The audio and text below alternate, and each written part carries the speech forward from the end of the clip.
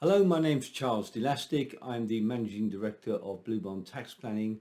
We've been inheritance tax specialists for more than 18 years and have helped hundreds of clients save millions of pounds on their estate planning and inheritance tax.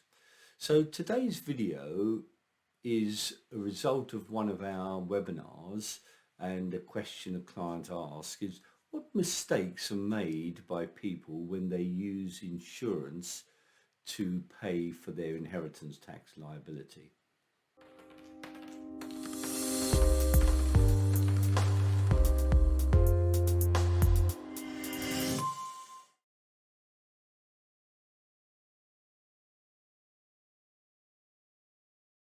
So welcome back, and in today's video we're going to cover what mistakes are made by people when insurance is used as a means of paying off the inheritance tax. So the first mistake that people make is they use term assurance instead of a whole of life insurance. So people set an insurance policy to say 80 or something. Well, of course, you've got no idea if you're going to live past 80 or not, right? So therefore, a whole of life insurance does stipulate that it gets paid when you die. And if you're a married couple, then a joint life second death policy needs to be put into place, because the inheritance tax is only payable on the second death. So whole of life insurance policies for this type of planning are usually much more effective. Then the next mistake is that people use one whole of life insurance. Now, effectively, these generally tend to be standard whole of life plans where the premium is paid and then the effective inheritance tax is paid once both people die. So what's wrong with that? Well, generally, people can get rid of assets out of their estate by using other methodologies, like gifting for a start, I suppose. You can place money into trusts, you can buy business relief plans, you can use all sorts of mechanisms to get assets out of your estate and not just a whole of life policy. Therefore, we suggest that a standard whole of life policy is utilised mainly for people covering people's main residences, and plus another, say, £100,000 until death. And a second whole of life policy, which is generally called a maximum plan, is taken out to cover the assets that they intend to give away. But of course, it's really important to have this planning worked out in advance, so you know what you're going to keep, what you're going to give away, work out the projections and the values of each, and then to decide the insurance to put into place. So usually the insurance should be the last part of an inheritance tax plan, determining what you're going to do. Then the next mistake people make is not calculating the tax payable based upon their probable longevity and increase of the value in the assets over time. Because obviously different assets grow at different rates. So cash may not grow very fast. House prices may increase at 3%, 4%, who's to say?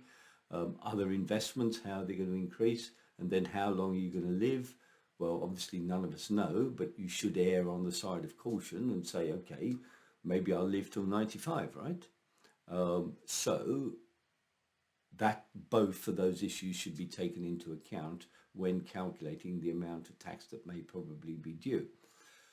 Okay, then people sometimes take it all in their own hands and they go directly to the insurance company because they can't be bothered to deal with an advisor. Well, the problem here is that the insurance company treat it as if they are your advisor, and therefore they take the whole premium is based upon what it would have cost you to go through an advisor in the first place, because the insurance company keep the commission that would have been paid out, but then you've had no advice.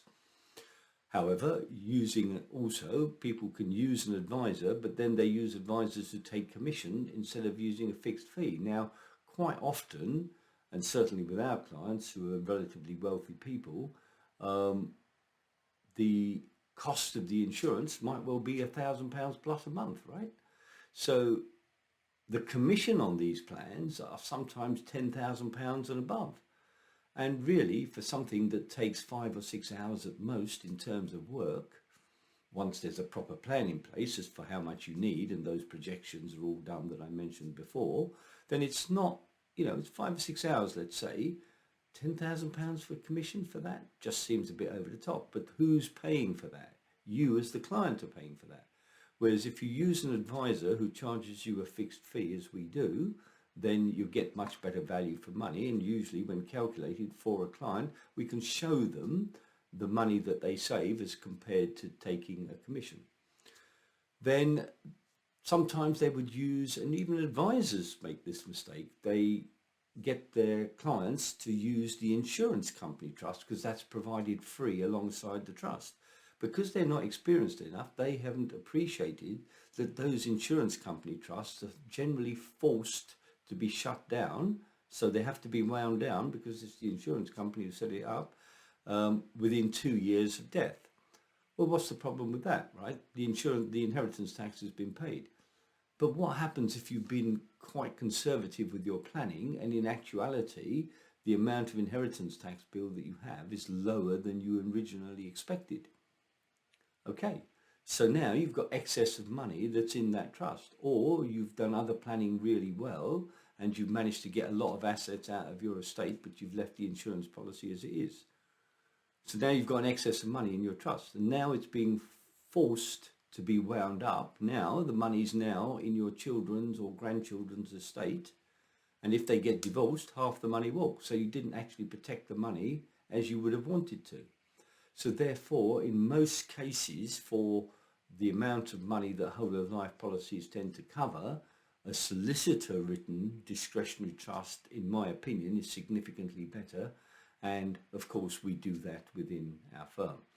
Then last but not least, trying to do this by yourself and not getting advice from an experienced inheritance tax, but multidisciplinary specialist, because when you deal with inheritance tax, you need legal advice, you need tax advice, you may need accountancy advice if we set up a company for you, and you may need regulated independent financial advice, and all of those advisors need to work together very closely to put together a very detailed plan for you that's going to be effective.